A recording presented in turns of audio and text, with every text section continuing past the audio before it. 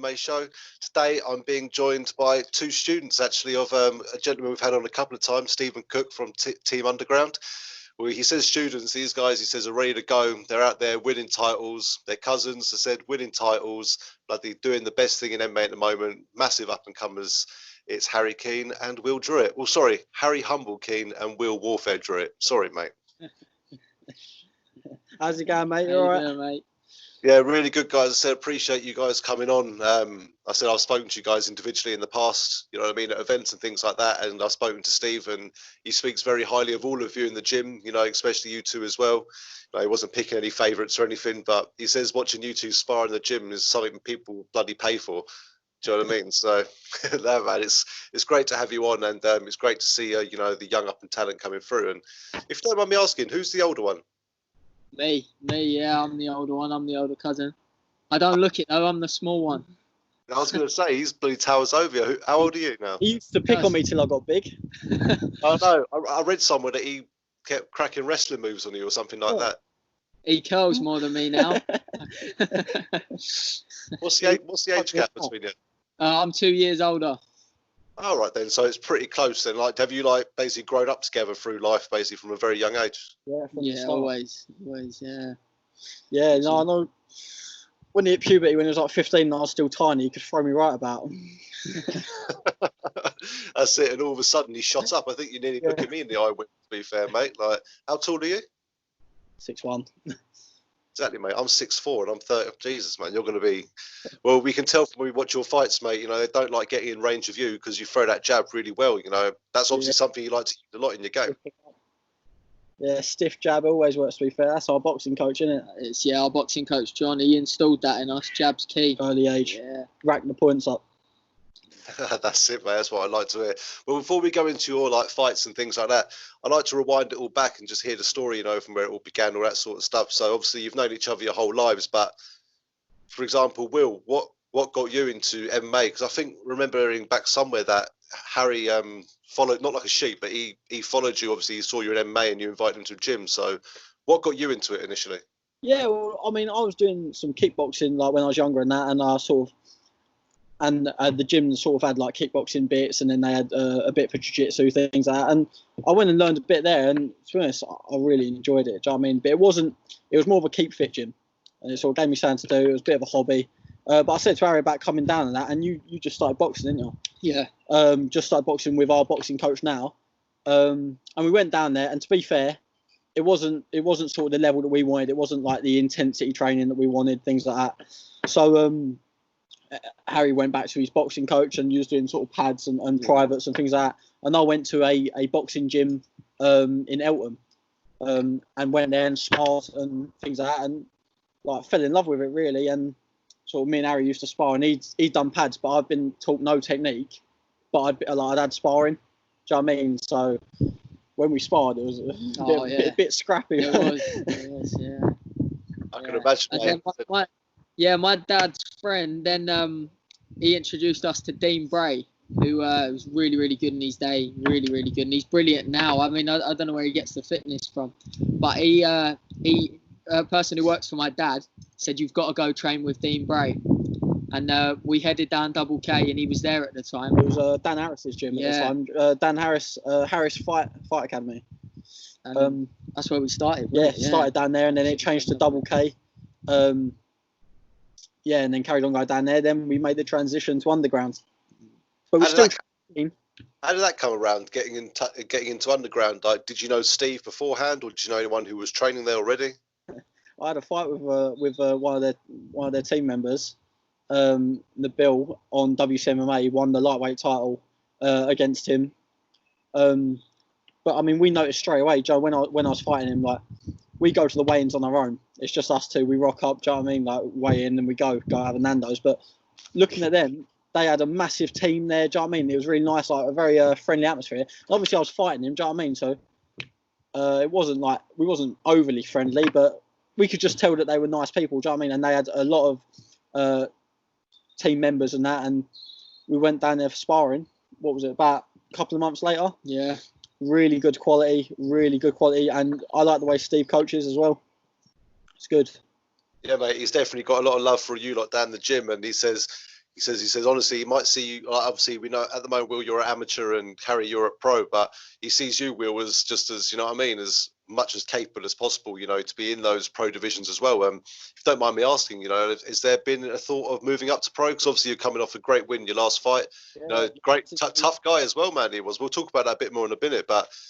What are your thoughts going forward still? That's 8 fights now. 7 of them you've had, nicely. Unless a very big opportunity comes up in terms of pro, I want to be number 1 in the country first. So at the minute, I think I'm 3rd at featherweight and 4th at, 3rd at lightweight and 4th at featherweight. I want number 1, which I think it'll take 1 or 2 more wins, do you know what I mean, depending on how quick I get out. But once I get number 1, then yeah, that's my cue to turn over. Do you know what I mean? I've done everything I want to achieve. Sit, mate. And you're definitely in the right place to become number 1 amateur in the UK. If you look at the organisation, Cage Warriors Academy, one of the biggest in Europe for amateur fighters. Yeah, you know, is that what you're looking for? Because we've seen other people in your gym, such as Chloe Cook. She's obviously got she's got the title as well in Cage Warriors. Is that something you want then before moving on, sort of thing? Well, I mean, I like the belts. I'm shallow with it. If it's a pretty looking belt, then I want to get one. Do you know what I mean? So, I was meant to be fighting for the title in that 4-man tournament. Unfortunately, I had to pull out due to injury. But yeah, no, I definitely want to get one of them nice shiny belts before my amateur career's up. No, mate, I know. I'm sure you will. We can add to the collection down underground. And obviously the same to you, Harry. So why did you decide then to turn pro? Like, what made you want to turn pro? Because as you said, you both started at a similar time. Is there something that, you know, you wanted to do differently? I was very loyal to Dave O'Donnell, so I'd only fought on his show, and I got to the level. I'd won the MMA title, gone into kickboxing, won that title, defended both, and I never really branched out. I never really went on to the other amateur shows, and that I'd done everything I could there. And he said about having 1 or 2 more, but he thought I was ready, and I was always going to turn over early pro with Dave. And like we know, early professional is the same thing. I'd say the high-level amateurs are better than definitely when you're going to get early professional. And it just felt the right time. And after a little while, I train like a professional anyway. I train every day. Me and him, we're always on our diet. We're a very strict regiment with it. And when he turns professional, it'll be no different. He trains like a professional now. And I think we were in the amateurs. We were always training a few times a day. Yeah, we always have. So we just thought, why not? Yeah, you've got some great amateurs down there, and many names to mention. I've got one of your fighters coming on the show, Amir, I think his name is. Amir, I've got his surname now. He's coming on Sunday evening, and it'd be great to talk to him. Another one that Steve, you know, highly talks about. I say he does speak highly about you. I'm trying not to get him in trouble here. You know what I mean? But no, mate. It just shows the level of competition and the level of knowledge that's coming out of that gym with you guys. And I see things like Jay Shepherd as well in the pro divisions, and that they're doing what he's doing. And mate, it's just Team Underground, as I said to Steve, you guys are going to be the next, you know, like Team Renegade of the UK. You know, Renegade being where Leon Edwards and all those guys train, and mate, it's going to happen. Like, look how many titles you're bringing in, and mate, I'm always in awe of you guys, you know, because I'm 33 years old and I wish I was younger again, you know. And no, it's fantastic. Calm down and train. Calm down. Don't say that to me. God, I'll be frightened. As long as you put a bin on every station, yeah, so I can just throw my guts up every time. We'll do it. That's hard work. No, you are right, mate. You're right. I should need to sort my life out before I get old now, but here we are. So what? But obviously, Will, tell me why you got into it. But was there nothing before MMA with you guys? Like, obviously, we all play football and stuff. Like, surely we didn't just get chucked into a cage and chucked into a boxing ring. Yeah, Harry was a great footballer. Yeah, he's going to be too modest to talk about it, but yeah, he was a really good footballer. He's got the name, hasn't he? You know what I mean? Harry Keane. Yeah. You know? Yeah. Yeah, it's far too humble for his own good. No. Yeah, no, he's a very good footballer. He won't tell you about it, but what was it, Gillingham Academy, weren't it? And things like that. Yeah. Millwall trials a lot. I've got to gas him up because he's not going to do it. So. Yeah. I can't believe I chose getting punched in the face instead. It's his fault. I blame him for it. But yeah, football weren't doing it for me. But yeah, I did for a while play football, yeah, about 4 or 5 years. And that we were going to pursue that, me and my dad. And again, a lot of trials, playing for Gillingham and stuff. But we knew the minute we done the fighting, I just knew we were going to do it. It was just tailor-made for us. It's more of a career, mate. MMA, like, you can have an injury, right, and you can get over it. In football, you have an injury, you're gone, you're sold. Let's see you later. That's your career over. I was doing both at one point, and it's mad to think you're getting more injuries in football than you are in MMA. Always a little niggle, you've done your calf, and Dan Harris actually said, funny enough, when you're fighting, you shouldn't be doing both. You can't be missing training to have a match and do things like this. And I realised, fighting's definitely the way forward. Well, you're both definitely doing it the right way as well, man. You're winning fights, winning titles, and what's next for both of you. Obviously, we're waiting to see. Unfortunately, you had your fights cancelled recently, which is absolutely devastating for everyone as well as yourselves. But at least the UFC is back on a little bit on the TV at the moment. But what I find amazing is you've both been doing this for about 3 years now, yeah. And I think between you've got over 20 fights. And like nine belts, I think we got. We 9 belts. Yeah, 9 belts. Bloody hell, man! Yeah, I'm probably running out of space on the wall down at the gym, aren't you, with those things? Yeah, that's the plan. Definitely. We've been fairly active from the start, though. To be fair. Yeah, we have. There's a picture of the Klitschko brothers, and I've always loved it. And they're standing next to each other with their arms like that, and they've got all the belts on their arms, and that's what we envisioned that. That's what we want. That was always. Well, Harry, Will said you're too modest, you're too humble sometimes. You don't big yourself up. But both of you have got to look back. Both of you have got to think like we're still young. We've only been fighting for 3 years. We're winning titles, and look what we're doing. You've got to now stop being so humble. Surely. Yeah. It's true. Too humble. I've said that for a long time. Too humble for his own good. Yeah, man. But you got to think to yourselves. So, like, you look at yourselves now and think where you are right now at your age and everything like that. You must think, I'm in the right place. I'm in the right sport, fastest growing sport in the UK. How beneficial do you feel like to be part of that, which is ever growing? Yeah, it's great. I feel like it's the new breed. It's the new breeds coming through now. Like obviously the last 15 years have had great fighters and that, but I feel like the whole game of MMA is becoming so finely tuned as its own sport rather than a makeup of individual sports. Do you know what I mean? Like before, people were good wrestlers and good boxers. Now you've got to be all round. You've got to be, and it's got to be applicable to MMA. True, and you're completely right. And do you find that you came into the sport pretty much learning it as a whole was quite an advantage as well? 100%. Yeah, I mean we had our boxing background anyway, and if you watch our first couple of fights, you can really tell. Yeah. You can really. All we wanted to do, all we was taught when we first went down Harris's gym was sprawl and brawl. That was like, we didn't throw kicks. We stood in our boxing stance. All we was taught to do is if you get taken down, get straight back up, and if you get turned on the cage, turn their back and push away. That's all we was taught to do, because they were just to stay at range and box, nice and long. And that exactly, you're right. You're learning it all from day one as a whole, man.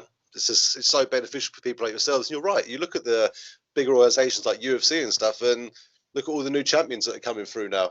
Yeah. You've got Volkanovski, Adesanya. I was about to say his name completely wrong then. You've even got Gagey now. You see, he's been around for a while. You see what he did the other night, and do you know what I mean? As much as I'm going to talk to you about you. I don't want to come off the subject too much, but I want to ask you individually what you thought about that last weekend, the Ferguson Gagey fight, man. What a fight! I was gutted. I thought Ferguson was the guy that was finally sort of going to give Khabib some trouble, but what can you say? Gaethje was absolutely brilliant, and he looked like he changed his style. He now was taking his time, and I think that's the best he's ever fought. He's fighting smart now, isn't he? More than anything. Exactly. I mean, whereas like he said it before. He said, I was having too much fun and I got knocked out. Now he's picking his shots a lot more. I couldn't believe the power he was generating with every shot. And man. You can hear it. Without the crowd, you can hear the thud of every single shot. It's brutal. It makes you think, why the fuck do we do it? He hasn't got to do this. He's clever. He's exactly. Very, very clever. Yeah, man, but that's a rangy fighter, man. You like to keep it at the range. Doesn't want to get hit. That's the whole point. You got to think this game's like a blooming it's like a health bar, like a computer game. Every time you get hit, your career goes down that much even more. Longevity is what's about. Yeah, mate. Do you know what? I've actually got a UFC game pictured in my head of my creator fighter with his longevity now. Do you know what I mean?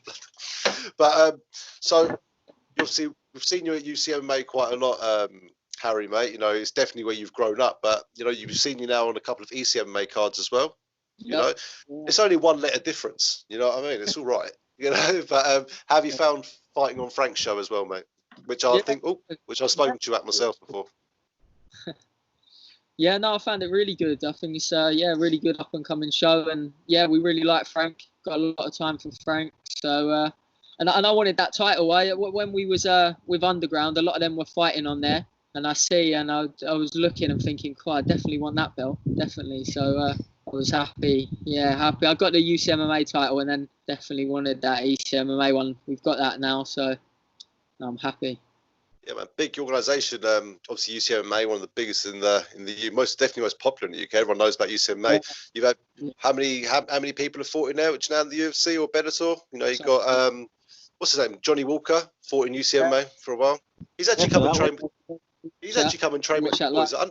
He's trained with you at Underground, hasn't he? Before Johnny Walker. He did come down, didn't he? Sort of to meet everyone in the team, things like that. Nice guy, really nice guy. Very down to earth. I met him. Seems like. I met him one time at Bellator backstage, and I'm 6'4", and I mean, I looked up. I was just like, "And you're a light heavyweight?" I was like, "Jesus, man!" Do you know what I mean? I took a photo next to him, and he made me look tiny. Him look small. Tiny. I want to see that guy's weight cut specialist. He's a big boy. He's a heavy cutter. Oh. He put his arm around like the back of my neck, sort of thing, and I felt like some bear got hold of me.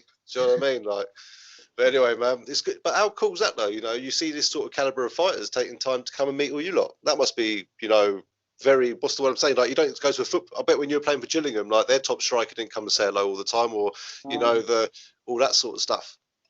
No, exactly. No, it's really nice, and it shows what MMA is all about. Giving back. He's made it to the top. He fought on UCMMA. He's now gone to the biggest show in the world, and he's giving back, going around gyms, and that's what it's all about. Didn't I might be wrong, but did Bigfoot Silver fight in UCMMA? Was that Cage Warriors? I'm thinking of. I think that was Cage Warriors. I think. I know Anderson Silva. Anderson Cage fought on Cage Rage, which was Dave's show that got turned into UCMMA. Yeah. Was that Dave's show? I didn't know that. It's a Cage Rage. Yeah. I used to sit in watching Cage Rage probably before you lot. I sound so old, mate. I was there before you were born then. Do you know what I mean? I'm not that old. Do you know what I mean? But I didn't realise that was the old UCMMA. Dave's the godfather of UK MMA. He literally really started it over here. Really, he's got some of the top fighters in the world over to. I mean, Anderson Silva. He's one of the goats for me, and he was with Dave. That's mental, man. And then you get to fight on shows of that as well. Will, off the top of my head, I can't remember. Have you fought on UCMA before as well? I've not fought on UCMA. I fought on the amateur show, WCMA, quite a lot. So that's what we started on mostly. I was meant to fight on one of the undercards, amateur, but things like this, you know, it didn't happen in the end. Things like that happen all the time. But I fought on WCMA quite a lot, and it's a really good show. It's the same, or before anyway. It was the same setup and everything. Joe, like it was at the Troxy, in front of loads of people and that. I think the only difference is they didn't have the upstairs open at the same time.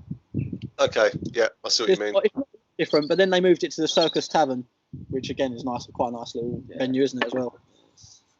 Yeah, man, it must be great about these venues. And how did it feel, no disrespect to these other organisations, like getting that call up for Cage Warriors Academy, mate? You know, first of all, how did that come around, and how did it feel walking down that ramp? Yeah, I mean, it was Steve. You know, he sent me away, and he sort of, obviously his daughter Chloe's on there, she's doing really well, and that, and he put out that night that I got the call. He also put forward, I think it was six other fighters. Yeah, I think it was 6. Yeah. Put forward 6 other fighters, including myself. And we all won that night. So it sort of showed the power that Underground had sort of on them big shows. And the things I noticed about Cage Warriors, there's no fall over fights. All the fighters are high caliber. All the fighters are highly talented from all around Europe. You know, there's a lot of Swedish fighters, French come over, things like that, and they were all really, really high caliber. But it was Steve. He put me forward, and he sort of said, "Yo, I think at the time I was 6-1," and he said, "Yeah, 6-1. Find him someone good," and I got Yuki.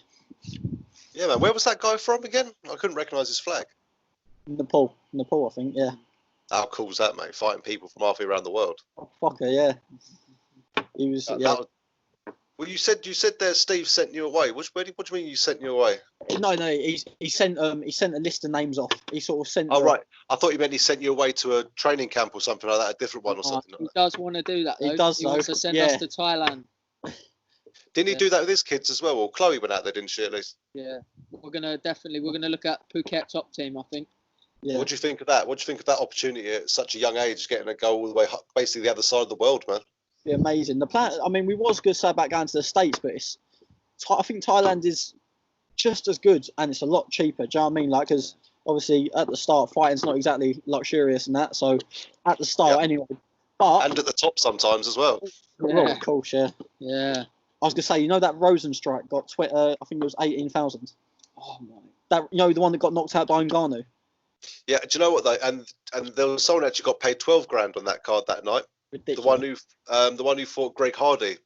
Yeah. He got $12,000. I'm thinking, I've seen regional shows pay like 8 grand sometimes. Like they're really paying out. Do you know what I mean? It's getting better though. But yeah, that's what I'm saying. Thailand, it's a lot cheaper. So so you can get good quality training partners, good quality training, and yeah, a fraction of the price. So. That's it. And what an experience just to visit Thailand as well, mate. Well, how nice must it be to come out of training sort of in the morning, go lay on the beach all day, then train again in the evening, then go out. It must be a nice lifestyle. That's it, mate. Just watch out for those lady boys over there. Be careful with you young lads. Do you know what I mean? But Harry, for someone like you, obviously you're pro now. How beneficial that's going to be for you going out there, to help progress your career, mate. That's going to be huge. I know, and especially Thailand, we need little people. I'm a little person, and you're not going to get tougher, better little people than out there. And one championship's obviously huge. That's the show I would love to get on. And I think in Phuket top team and all the places like that, I'm going to be training and sparring with boys like that, and we'll see the level. But for a flyweight, I think Thailand's got to be the place. It's got to be the place to train. So why is one championship like one of your preferred organisations to go to? Because obviously everyone says UFC and stuff like that. So why for you is it one championship, man? I just think for me, like I'm again very, very humble, as people say, and more quiet, and that show's all about the martial arts, all about letting the hands do the talking, and that suits me more. That fits more my style. And Demetrius Johnson in the UFC, no one took him serious. He wasn't amazing fight, but he wasn't getting the pay-per-view numbers. He wasn't this, because he said it himself. He doesn't really talk a lot. He's not flash. He's not this. In one championships, he's absolutely worshipped, and I think it's more for the quiet, the sort of let their hands do the talking kind of fighters. I love Eddie Alvarez. He's another one like that, and that's where I think I'd be more suited. Yeah, mate, it's a great organisation, and I think Eddie Alvarez got spanked, didn't he, in his first fight over there? Didn't he get knocked clean out or something? Yeah, he did. Sage Northcutt as well. He got, oh yeah, Sage. Sage Northcutt was just some weird experiment that Dana White had a thought of doing, Yeah. That guy was too pretty to be a fighter, as everyone says. You know what I mean? But there you go, mate. Whatever. But at the end of the day, anyone. Yeah. Are you sure there's only 2 years between you two? No, I won't wind you up, mate. But one thing I like about over there, you ever see the UFC, or even back in the day, you might have watched some Pride before. Remember Pride in the ring?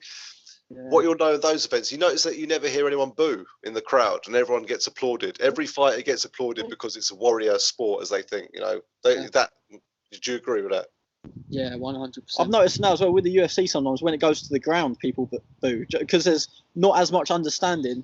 Sort of, people just want to see blood, and things like that. Whereas in Asia, they actually respect the martial arts. If it goes to the ground, they are diehard fans. They know what's going on, and they respect that. You know what I mean? If someone gets a great takedown or great submission or something, they respect that and they actually applaud that.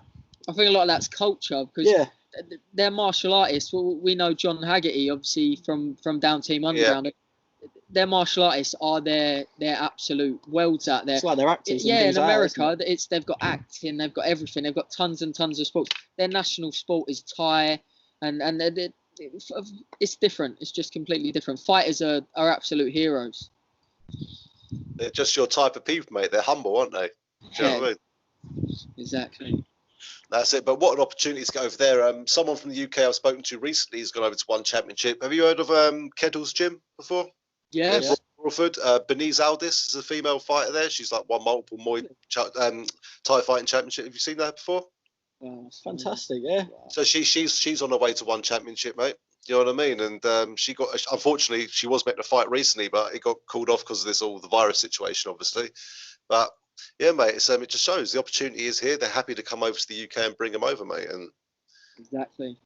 is that something you'd like? Is that something obviously you'd like to obviously try and get in something like that as well, Will? Or are you trying to stay a bit closer to home with the Cage Warriors and stuff like that? Well, I mean, Cage Warriors. I'd love to get on Cage Warriors. You know, it's a great show, and it is a feeder for the UFC and things. But I do, you know, more. You know, Harry talks about it and that. I do find one championship quite attractive. Like they're paying quite well and things like that, and they've cut out weight cutting, which I like. So I mean, Nice. I hate cutting weight. But yeah, they've stopped that. So I mean, Cage Warriors and UFC are good, and that's probably UFC is probably where there's a little bit more money. But I like like you said, the culture, you know, of one championship and how the fighters are sort of idolized and things like that. And also, as to it's a lifestyle, I'm sure it's a completely different lifestyle to what we do over here. Like they think we're right weirdos over here for what we do every day. You know what I mean? And we think they're weirdos what they do every day over there, eating all sorts of weird things and stuff. But again, imagine getting to like do what you want to do, fight and train in one of the best countries in the world, and get to live there, man. What a place! What a life! Yeah, it's amazing. It's amazing over there. The talent pool is getting much bigger in Asia as well, because everyone in this country and that thinks the UFC is the pinnacle. But if you actually like think globally, one is bigger in Asia. Yeah. In the Asian market, one is bigger. Yeah, in terms of and things like that, one is it outdoes the UFC on numbers. Yeah. I'm pretty sure it has got the highest amount of people watching. Don't get me wrong, there's billions of people that side of the world. You know what I mean? But that's it, and they all love martial arts. So. Well, that's it. Like a lot of people think like you see karate films all China and Japan and stuff, but honestly, like when we're playing football at a young age, they're learning karate and stuff, mate. It is a fact. And one thing I love over here is when I see, especially with both of you guys, is in the UK we're known some of the best boxers in the world from the UK fighting style. We're not known for jiu-jitsu. Well, we are now, but I mean back then we were not known for jiu-jitsu and wrestling. But look at you two, man. You both show incredible ground game as well. And where did you, where did you learn all that, and what attracted you to that side of the game where a lot of people just want to do kickboxing and stuff, Yeah. We really have adopted the ground game and more than ever the wrestling as well, because of our initial coach, Dean Bray, we really sort of understood the importance of wrestling, like how the Americans have sort of the pedigree and things like that. We don't have any of that. There's not wrestling. There's not wrestling here. There's not. Do you know what I mean? You can't really go to a club and wrestle and things like that. But what we did learn from Dean Bray, who's a Team Titan vet, was the importance of MMA wrestling. Wrestling specifically for MMA, cage control, things like that. And I think that's given us a massive advantage in terms of picking up the grappling. Massive. Yeah, what an advantage as well you must feel you have as well, having that so much experience in that division, because they could fly someone over from America who's been doing American high school or whatever they call it over there, wrestling 3 times a week. I know it's different. Collegiate wrestling is a bit different because MMA wrestling, as you said, you got a cage there and everything, and you're not trying to pin them. But is that something you'd like to do? Yeah, I mean, it is good. I mean, as well, we used to do just like wrestling on its own. We used to do drills, like a little bit of collegiate wrestling, but I think it's most sort of applicable when you put on the boxing gloves as well, or the MMA gloves, and say, right, we're doing shoot box now with wrestling and takedowns and things like that. But wary of the hands, wary of getting hit, basically. I was going to say it's a different game, isn't it? It's like when someone can be a black belt in, no disrespect, because Steve will actually hurt me, but you could be a black belt in jiu-jitsu and a gi sort of thing. But if you get into a cage, right, and someone's smacking you in the head while you're trying to put an armbar on, it's a completely different. Completely different. Do you believe the saying that you can be a black belt in a competition, but you're a white belt in the cage sort of thing? 100%. Yeah, and the same goes the other way around as well. Do you know what I mean? We've only ever done gi, and Steve, the fucker, got us putting the gi on. What was it, about 2-3 months ago, something like that. Dreadful. Yeah, and honestly, I felt like I just started new. People we wrestle, control, get into submissions. Normally, do well against. Were dominating us. Dominating us. We put that gi on, did not do well. Because what I found amazing with jiu-jitsu is when I actually watched proper jiu-jitsu competitions with the gi and everything, it was interesting how often they actually use the gi to, submit them with their own clothing. No, You couldn't believe I it. felt so vulnerable. You know, like straight away, someone choked me out with the lapels. I thought, what the fuck is it? What is this? What is this? It's like actually having weapons, isn't it? Do you know what I mean?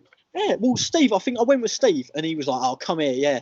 And honestly, it was just like I was like a child, and he was just messing about. Do you know what I mean? And he choked me out with his sleeve, and I was like, "What was that?" Honestly, I was like, "Can you explain that?" Because I didn't even know how I got choked. I was just lying there like spluttering. And he was like, "Oh yeah, I got you my sleeve." How does that work with your sleeve? What, just pull it a bit tight and just? I still don't know. I still don't know. I mean, it's the same with a lot of sports. Like you say, on their own, they're an absolute masterpiece. You know, like, but jiu-jitsu is an absolute art. You know, boxing is an art. You know, but I'm not trying to diss other sports, but to me, MMA is just that complete fighting specimen. It needs to be suitable for MMA. Do you know what I mean? You can be a fantastic boxer, but you know, like things like If you marry that stance and you give that leg, keep getting leg kicked, you don't check. Yeah. Or if you get in too tight for a body shot, you're just going to get clinched and knee to shit. Do you know what I mean? It's not. You get your leg kicked away, you get taken down, and the same goes with jiu-jitsu. If you just pull guard, you're going to get your head punched in. Exactly. I think you've got to be a 7. I think you've got. Usman said it best. He said he's not the best at boxing. He's not the best at Thai. He's not even the best at wrestling. But he's good at everything. He's good at everything. Ties it together. It helps us a lot because we haven't married a style. We haven't come from, strictly just one style. So we're open to learn it all. And like we never thought we'd take to the wrestling how we have. No, never thought we have. And when we have, we're enjoying all of it. Exactly, because even I remember growing up as when I was younger as well. When I thought wrestling, I was watching Hulk Hogan, Ultimate Warrior. Yeah, that's what they all said.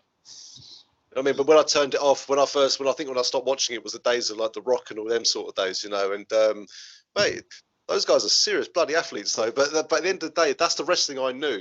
And now, then I saw real wrestling, collegiate wrestling sort of thing, and I was just like, what the hell is that? You know. And then when I saw it in MMA, it's a bit weird, wasn't it? You know, wearing these weird hats and these weird like spandex things, and then all of a sudden I watched MMA, like one of the first UFCs, like Hoist Gracie and them. I'm thinking, this geezer's took him down, he's punching him in the head. What's going on here? So, is this why you love MMA? Is this why now MMA is going to be the sport for you going forward? Because it is just a bit of everything, consistently and constantly evolving.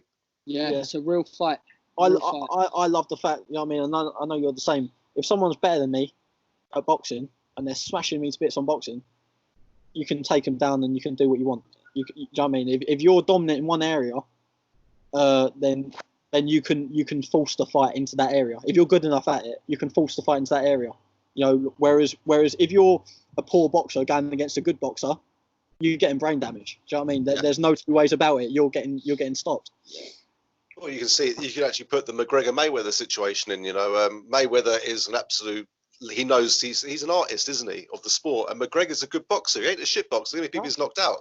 And then look what Mayweather did. Mayweather toyed with him because it's his world, isn't it? I think McGregor said this is 1/3 of a fight or something like that. But I think that's just as impressive seeing someone do. It's almost like ballroom dancing in a way. You know, it's just so technical and. You know, but then when MMA comes around, that's why I'm in love with the sport so much now. You know, I don't really watch boxing. I'm a bit of a fanboy on boxing. I only watch the big fights like the Joshua fight or the Tyson Fury fight or Triple G. Everyone's like, oh, look who's on the undercard. I don't have a clue what you're talking about, mate. Do you know what I mean? It's like, I could say the same thing with UFC. I'll talk about the undercard. They don't have a clue what I'm talking about, you know, but then at the end of the day, look at what people like these big names like McGregor have done. How many people are now watching the sport, which never did before? Never did. Yeah, he's done. You know, a lot of things, a lot of good things. As much as sort of he can be a bit of a dick and things like that, he's done a lot for the sport. A lot for the sport. Yeah, man, it's just great. And I said the same for boxing as well. When he fought Mayweather, I think a lot more people started watching boxing as well. You know what I mean? Yeah. But for not going to lie, mate, for nearly $100 million, you know, I'd dance around with Floyd Mayweather for 10 rounds. Why not? He said, yeah.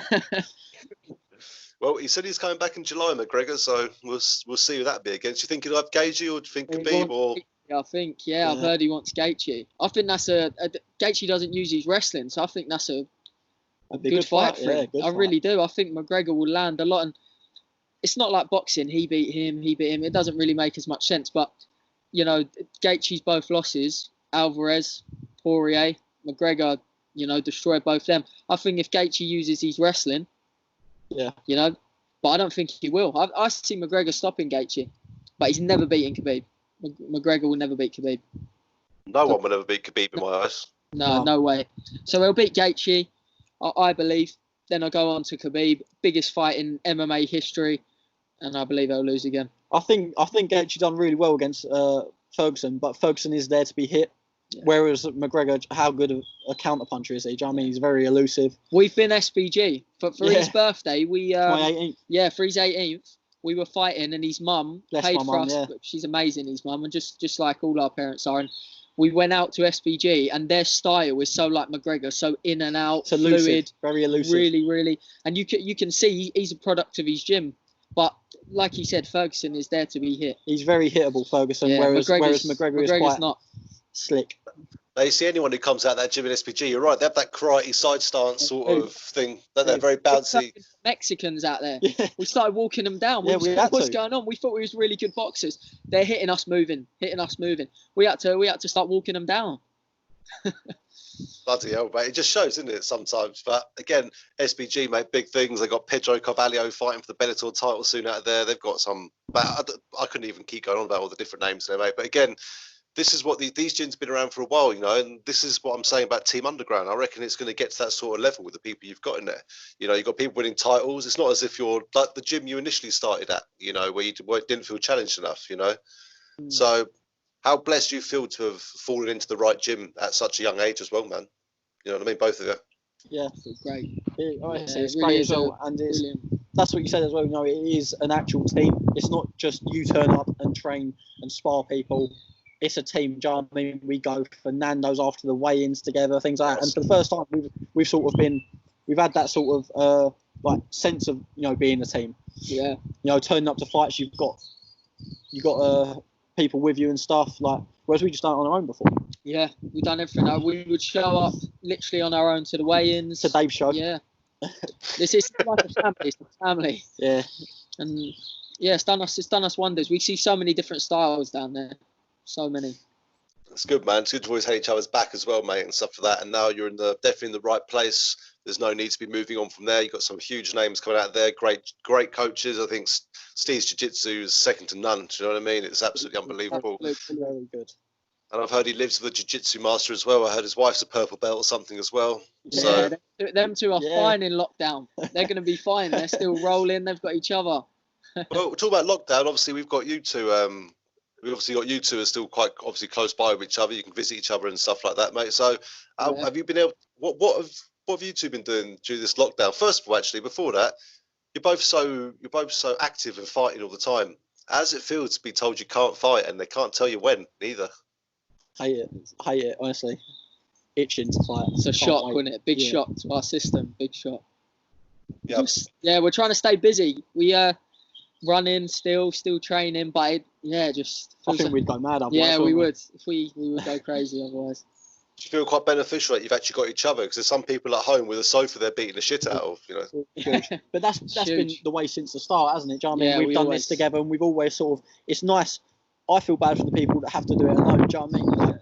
Whereas if we're in camp and we're struggling a bit or things like that, I've always got Harry to talk to, vice versa, things like that. So I do feel bad for those that have to do this on their own, because it's a hard sport. It is hard. Yeah, man. But do you like? I don't know if you spar with each other or like sparring and stuff. But is it good to have? Because a lot of people are complaining they haven't got anyone in front of them. They're just like shadow boxing and stuff like that. Yeah, I mean we do sort of move around a bit sometimes. Yeah, we do. We do sometimes. He's a lot bigger now. He's huge now. It's sad, really. I wish I was a little bit bigger and we could spar more. But yeah, we still drill, we spar, we roll. Yeah, and it's more drilling. We do a lot of drilling together, which you can't do on your own as well. And wrestling with him is perfect for me because I'm always I definitely get about 90%. I'd say in the wrestling where most I really took to the wrestling well, where I'm small and quite stocky. He reminds me, he brings me back down to earth because then I'm the guy on the bottom. So he helps my jiu-jitsu a lot. But there's things we still help each other with. It's really good. But it's the runs, it's everything. And like the dieting. And like we say, we're a team. I don't know how some of them do it on their own. Look at Chloe Cook and David Cook. They've got each other. We might as well be brothers. We're the same. I mean, do you know how hard it is sort of to drag yourself out of bed at, you know, in the morning to either go to training or go for a 6-mile run or something like that. If you've got someone there who's waiting on the door, depends on you to run with them. Yeah. It's sort of, if one's not feeling it, the other is. Do you know what I mean? So double bubble, like we get the best benefit. I know exactly what you mean. Like, I'm trying to work out at home, but I've just got no enthusiasm to do it. You know what I mean? I just can't be bothered. I've literally put nearly a stone on, mate, in like just over a month. It's bad. Do you know what I mean? It's so bad. We've heard a lot worse than that. We've heard a lot worse. Some of our mates are putting 3 stone on. That's not bad at all. I know, mate, but I'll tell you what, my arms are getting stronger from all that Call of Duty I keep playing. Like, I've never played PlayStation so much in my life. Do you know what I mean? But here we are, mate. You just got to keep doing so. Maybe I should just put that down, and I try to do like half hour or something every day, just something. I can't run because my lower back is just shot. I played too much rugby when I was younger, so I can't do impact stuff. I shouldn't really even hit a bag, really, but well, fuck it, it'll be all right. But yeah, but running, if I go for a run, like, on my lower back, mate, is just like numb by the end of it. So it's annoying because I really want to train like jiu-jitsu and stuff, you know what I mean? Like, but I can't twist. Do you know what I mean? Like, I can't even swing. I can, but I can't swing a golf club. If I did that for about a day, wouldn't be moving the next day. It's bullshit. But this is why I love doing what I do, mate. You see what I've done with you guys in the past. Come down to the shows and chat with you all. And if I can't fight and do it, I fucking want to be a part of it, mate. I want to watch you guys grow. I want to hear your stories. I want to watch you grow. Do you know what I mean? And what I love about this is that I've been doing this for just nearly a year, and I'm already seeing people move into pro, seeing people move into Bellator, some even getting shots in UFC now. You know what I mean? Hopefully we're next. Yeah. Don't forget the little people that were there who interviewed you first. Like, I don't want to be told, like, I'm big time now, mate. I'll see Ariel Hawani or Joe Rogan.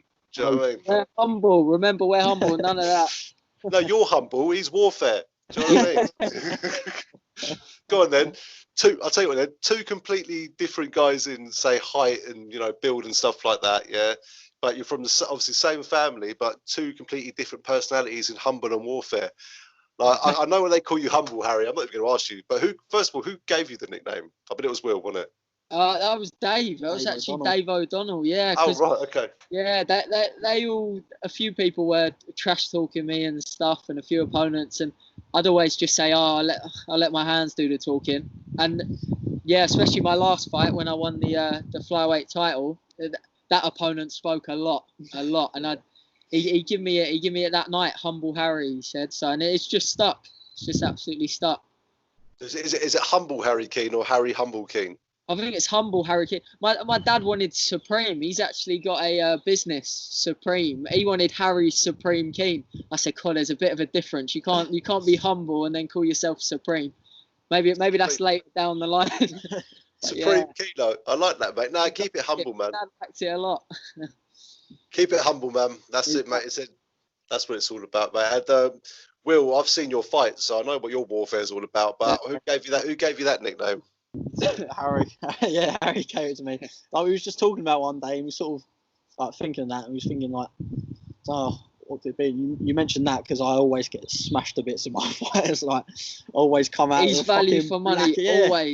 Always a war. Because we had the same people come and watch us from the start. Always. We was on the same cards a lot of the time. Shout them out as well, all the people that come to watch. All the family, friends, everyone. But they would all say, Will is value for money, and he just bangs them out in 20 seconds. I wish I could do that, honestly. He has the best fights going. They're brilliant. I wish I could do that. He just sparks them out in 20 seconds, and I'm there like getting mashed to bits, knocked about.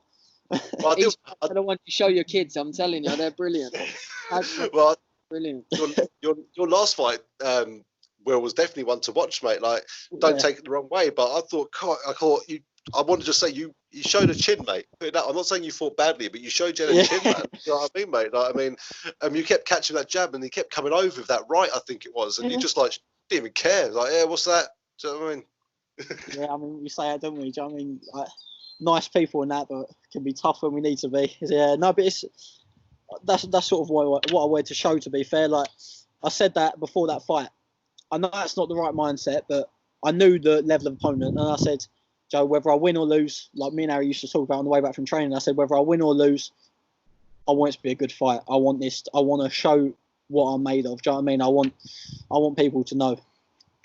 That's it, mate. Definitely know after that last fight. Yeah, I knew as well. My face was mashed to bits, and I needed a drink after that. So, yeah, to numb me a bit. Yeah, man, it's great though. You worked it well. I thought you adjusted perfectly. You know, you kept on the end of your jab all the time, mate, and taking him down like perfect game plan, mate. At the end, and mate, well deserved win in a big organisation and big things to come, mate. I'm just for both of you. So before I let you both go, man, first of all, I just want to say, like, first of all, I really appreciate you both coming on. Thank you. Thank you for the opportunity. Nah, anytime, man. I love you guys and your gym. You always give me time after your fights to talk when you're all knackered. And well, Harry's usually all right. Will's a bit busted up, but he still won. Okay. Nah, but you can actually. I've still got those interviews on my YouTube, my channel, man. So if anyone's seen them, check them out as well. If their fights, constantly winning, mate. And mate, I just can't wait to see you two fight in that cage again, because it's going to be great to see where you're both going to end up. We could have one in 1M Championship, we could have one in Cage Warriors and UFC potentially, and mate, dream come true. That's 2 different holiday homes, one in Thailand and a nice flat in London. Lovely. Perfect. Exactly. Well, thank you for having us on. Yeah, thank you very much. No, anytime. Obviously, before you go, let's let people know where they can follow some of your Instagram stuff and any social media things like that, guys. And also give a shout out to anyone you feel you should do, got you to where you are today and things like that. If you forget anyone, don't worry. Steve got loads of people. It's fine.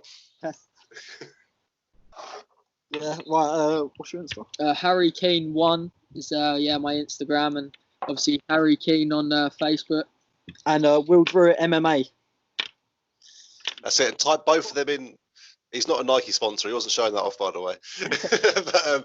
but obviously, type both their names in on YouTube as well. You can see pretty much all their fights on there, and it's definitely worth watching. If you got Fight Pass, I think your fight's on Fight Pass, isn't it, Will? Or is it on? Yeah.